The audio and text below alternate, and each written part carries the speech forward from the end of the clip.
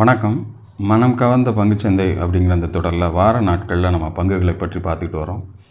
இந்த வாரம் நான் எனக்காக தேர்ந்தெடுத்த சில பங்குகளை உங்களோட பகிர காத்து கொண்டிருக்கிறேன்.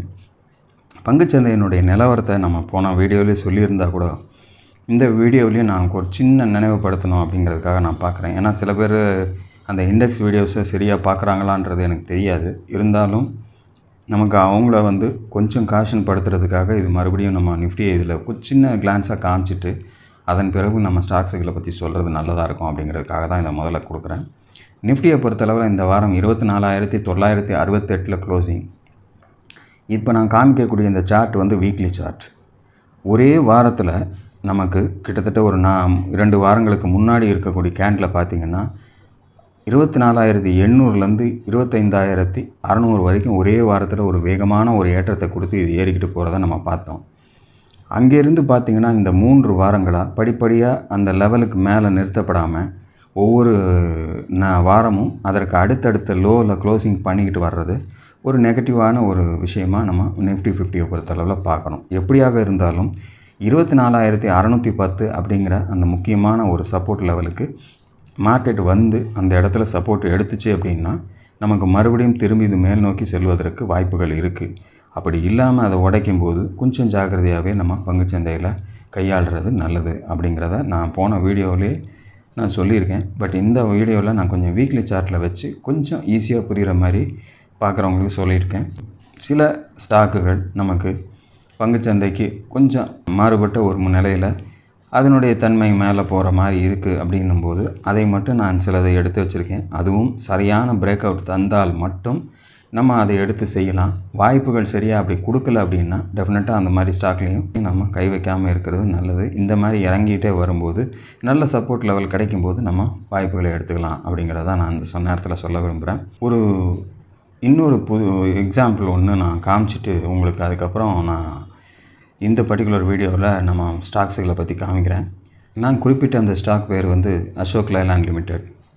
122 ரூபாயில் இன்றைக்கி க்ளோசிங். என்னடா இது டக்குன்னு இப்படி விலை பாதியாகி போச்சு அப்படின்னு நிறைய பேர் நினைக்க தோணும். ஒன்றும் இல்லை, அசோக் லைலாண்டில் எல்லாருக்குமே ஒரு போனஸ் ஷேர் அலாட் ஆகிருக்கு. ஸோ அந்த ஒரு காரணத்தினால ஒரு ஷேர் போனஸ் கொடுத்ததுனால பாதிக்கு பாதி அதனுடைய ரேட்டானது மாறி இருக்குது. எதுக்கு நான் இந்த ஸ்டாக்கை காட்டுறேன் அப்படின்னா ஒரு சின்ன எக்ஸாம்பிளை நான் உங்களுக்கு சொல்லணும். நிறைய பேர் என்னன்னு கேட்டிங்கன்னா வாங்கின உடனே விற்றுடுறாங்க. அதாவது ஒரு குறிப்பிட்ட லாபம் கிடைக்கும்போது விற்றுடுறாங்க.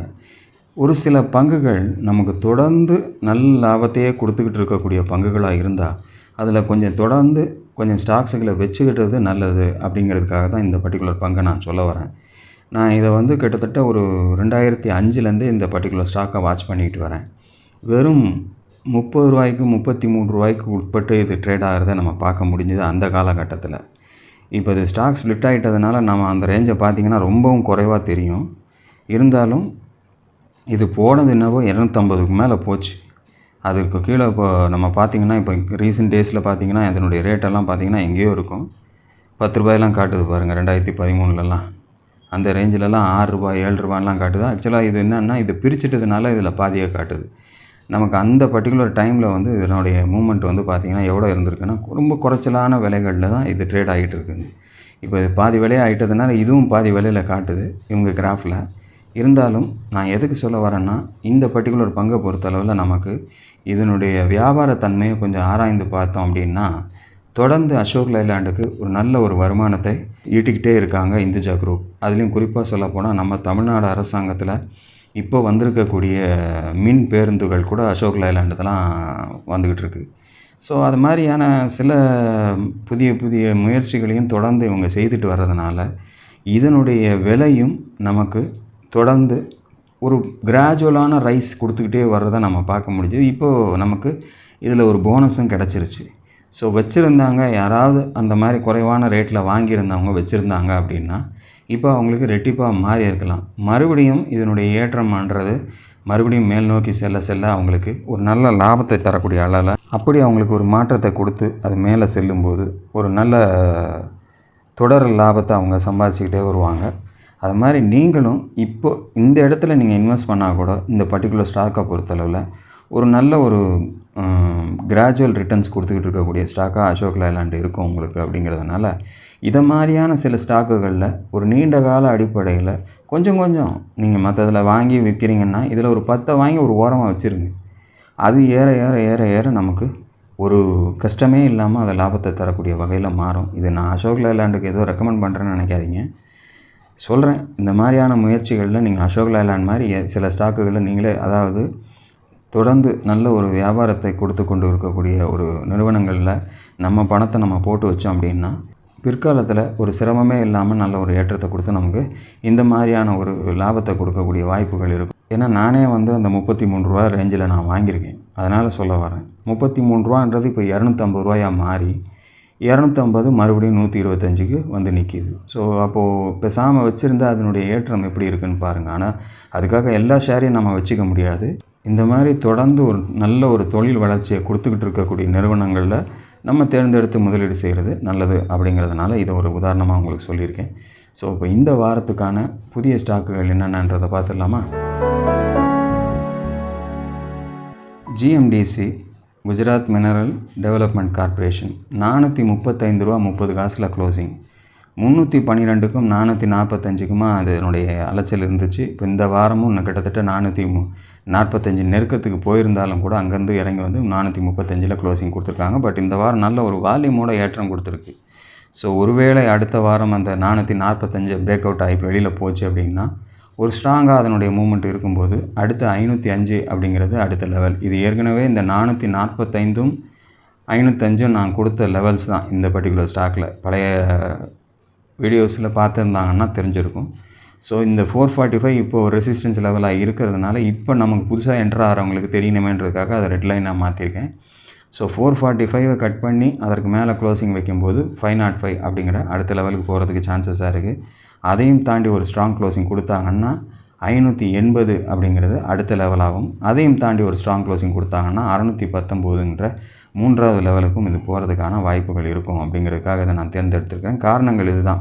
இந்த லெவலை தாண்டி இது க்ளோசிங் வைக்காமல் இருந்து இந்த வாரம் அதை நெருங்கி போயிருக்கு. அந்த லெவலை தாண்டிடுச்சு அப்படின்னா நமக்கு இந்த 3 லெவல்களும் நமக்கு வாய்ப்புகளாக கிடைக்கிறதுக்கு சான்சஸாக இருக்கும். அப்படிங்கிறதுக்காக இதை நான் தேர்ந்தெடுத்திருக்கேன். ஸோ நீங்களும் ஆராய்ந்து பாருங்கள். உங்களுக்கு திருப்திகரமாக இருந்தால் மட்டும் இதில் உங்களுடைய முதலீட்டை கொண்டு போங்க. அடுத்த ஸ்டாக் பார்க்கலாம். இரண்டாவதாக நம்ம பார்க்கக்கூடிய ஸ்டாக் வந்து ஸ்டார் சிமெண்ட் லிமிடெட் 226ல் க்ளோசிங். ஆல்மோஸ்ட் அந்த இடம் வரும்போதெல்லாம் தடுமாறி நிறுத்தப்பட்டிருக்கு சில வாரங்களாகவே. ஸோ இப்போ இந்த வாரம் கொஞ்சம் அதுலேருந்து ஒரு பிரேக் அவுட் கொடுத்து க்ளோசிங் கொடுத்துருக்காங்க. ஸோ வரக்கூடிய வாரம் அதையும் தாண்டி வலிமையாக க்ளோசிங் போச்சு அப்படின்னா வால்யூமோட ஏரில் இருந்தாலும் ஒரு ஏற்றம் கொடுத்துருக்கிறதுனால வரக்கூடிய வாரம் வாய்ப்பு தரதான்னு பாருங்கள். இல்லை 24 கீழே வந்துச்சுன்னா பேசாமல் விட்டுறது நல்லது. அப்படி ஒரு வேளை வலிமை கொடுத்து அடுத்த வாரம் வரக்கூடிய வாரம் போச்சு அப்படின்னா நமக்கு அடுத்தபடியாக 256 அப்படிங்கிற அடுத்த லெவல் கிடைக்கிறதுக்கு வாய்ப்புகளாக இருக்கும். அதையும் தாண்டி ஒரு ஸ்ட்ராங் க்ளோசிங் கொடுத்தாங்கன்னா 309 அப்படிங்கிற 2வது லெவலுக்கும் இது போகிறதுக்கு சான்சஸாக இருக்கும். அது ஒரு 256 தாண்டும் போது ஒரு ஹிஸ்டாரிக்கல் லெவலாக நமக்கு மூவ்மெண்ட் கொடுக்கறதுக்கு சான்சஸ் மாறும். ஸோ இந்த பர்டிகுலர் ஸ்டாக்கை பொறுத்தளவில் எனக்கு இந்த இடத்துலேருந்து ஒரு பிரேக் அவுட் தரும்போது நமக்கு இந்த 2 வாய்ப்புகளும் தரும்னு எதிர்பார்க்குறேன். நீங்களும் பொறுமையாக ஆராய்ந்து பாருங்கள். உங்களுக்கு திருப்திகரமாக அந்த 24க்கு மேலே க்ளோசிங் வச்சு போனால் மட்டும் உங்களுடைய என்ட்ரிஸை கொடுக்கறதுக்கு முயற்சி பண்ணுங்கள். அடுத்த ஸ்டாக் பார்க்கலாம். மூன்றாவதாக நம்ம பார்க்கக்கூடிய ஸ்டாக் வந்து செயில் 136 ரூபாயில் க்ளோசிங். 136 ரூபா 45 காசில் க்ளோசிங். ஸோ 135 ஒரு ரெசிஸ்டன்ஸ் ஏரியா, அந்த லெவலுக்கு நெருங்கி போயிட்டாங்க. இப்போ அதை உடச்சது அப்படின்னா 148 அப்படிங்கிற அடுத்த லெவலுக்கு போகிறதுக்கான வாய்ப்புகள் இருக்குது. அதை தாண்டி தான் க்ளோசிங் கொடுத்துருக்கிறதுனால அந்த 148 போகிறதுக்கான முயற்சிகள் கொடுக்குதா அப்படின்றத நம்ம பார்க்கணும். அப்படி அந்த 148 கட் பண்ணும்போது 175 நோக்கி மறுபடியும், அதாவது இதுக்கு முன்னாடி சென்டர் உச்சத்தை நோக்கி போகிறதுக்கு வாய்ப்புகளாக இருக்கும் அப்படிங்கிற மாதிரி இப்போதைக்கு நமக்கு இதை பார்க்கும்போது தோணுது. ஸோ கரெக்டாக அது ஓப்பன் ஆகி மேலே போச்சுன்னா, ஏன்னா கடந்த 4 வாரங்களாக நல்ல ஒரு வால்யூமோட மூமெண்ட்டோடு தான் போய்கிட்டு இருக்குது. பட் சரியாக மேலே போகணும். இதெல்லாம் வந்து நமக்கு ஸ்டாக் ஸ்பெசிஃபிக்காக சொல்லணும் அப்படின்னா வேகமாக ஏறக்கூடிய பங்குகளில் இது ஒன்றா நம்ம எடுத்துக்கவே முடியாது. ரொம்ப பொறுமையாக தான் போகும், மெதுவாக தான் போகும். அதனால் நம்ம இதை வந்து நம்ம வெரைட்டிலாம் ரொம்ப வேகமாகலாம் பண்ண முடியாது. இது டாடா ஸ்டீல் அப்படிலாம் நமக்கு வந்து அது என்ன சொல்கிறது, இரும்பு கணக்காக தான் இருக்கும். நமக்கு ரொம்ப நம்ம எதிர்பார்க்க முடியாது. இருந்தாலும் கிராஜுவலாக நமக்கு நல்ல ஒரு ஏற்றத்தை கொடுத்து லாபத்தை கொடுக்கக்கூடிய பங்குகளாக இது பார்க்குறேன். ஸோ அப்படிப்பட்ட ஒரு நல்ல வாய்ப்பை தந்தால் உங்களுக்கும் அதில் திருப்திகரமாக இருந்தால் மட்டும் உங்களுடைய முதலீட்டை இதில் கொண்டு செல்லுங்கள். இதுதான் இந்த வாரத்துக்கு நான் தேர்ந்தெடுத்த சில பங்குகள். வாய்ப்புகள் தரும் அப்படிங்கிற நம்பிக்கையில், அப்படி ஒரு வாய்ப்பை தந்தால் மட்டும் நீங்கள் இதில் முயற்சி செய்யுங்க அப்படிங்கிறதுக்காக தான் நான் இப்போ இதை எடுத்து காமிச்சிருக்கேன். நீங்களும் உங்களுடைய சொந்த முயற்சியில் ஏதாவது பங்குகளை எடுத்தாலும் வாங்குறீங்கன்னா அதை ஒவ்வொரு பங்குகளையும் வாங்கும்போது ஒவ்வொன்றும் நமக்கு ஒரு பாடம். அதே போல் நான் தேர்ந்தெடுத்து சொல்லக்கூடிய பங்குகளை நீங்களே டைரெக்டாக சரி ரைட் அவர் சொன்னால் சரியாக இருக்கும்னு மட்டும் முடிவு பண்ணிடாதீங்க. யார் சொன்னாலும் அப்படி நடக்க வாய்ப்பு கிடையாது.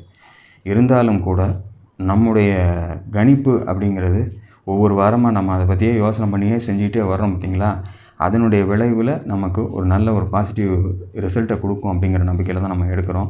போன வாரமே நான் அந்த ஒவ்வொரு ஸ்டாக்கையும் நான் எடுத்து கொடுக்குறேன். பட் என்னென்னா அந்த லெவல்ஸை கட் பண்ணலைன்னா மூவ் ஆகாமல் நிற்கிறத நம்ம பார்க்குறோம். எத்தனையோ இப்போ நம்ம கோல்டில் பார்க்குறோம், சில்வரில் பார்க்குறோம்.